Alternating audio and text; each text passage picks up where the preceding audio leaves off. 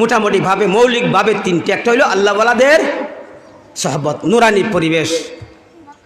1-2 নম্বরে হক্কানি সত্যবাদী সিরাতে মুস্তাকিমে থাকনেওয়ালা উলামায়ে কেরামের কিতাবাদি বই পুস্তক পড়তে হবে, নিজে পড়তে হবে, অন্যদেরকে পড়াইতে হবে।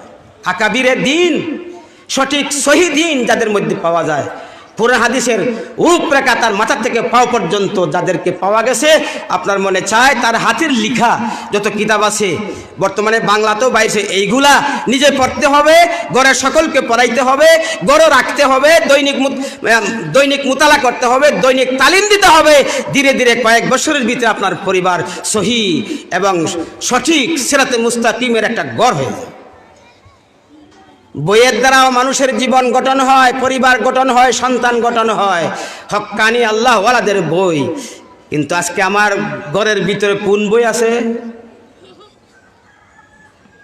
একটু চেক করেন কোন বই আপনার ছেলের আলমিরাতে, মেয়ের আলমিরাতে, বাতিজার আলমিরাতে কোন বইগুলো আছে যে বইগুলোর দ্বারা চরিত্র নষ্ট ছাড়া, নষ্ট ছাড়া আপনার ঘরের কোন মানুষের চরিত্র ঠিক হবে না।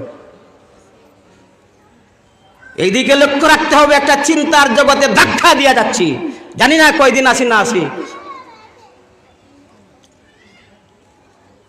আমাদের কথাটাকে করা, কথার মধ্যে মিষ্টতা নাই, মাধুর্য নাই, কান্না নাই, নিজেরও কান্না নাই, মানুষকেও কান্নাইতে পারি না।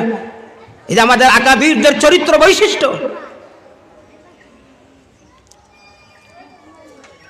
জীবনটাই চলছে সমস্ত আকাবিরের দিনের সহবতে বেগ নিয়ে ঘুরছি, লাঠি এবং লাঠি খেয়ে নিজের জীবনকে বানাইছি এবং সঠিক পথের ধারা পদ্ধতি সবকিছু ছোটকাল থেকেই শিক্ষা এবং দিক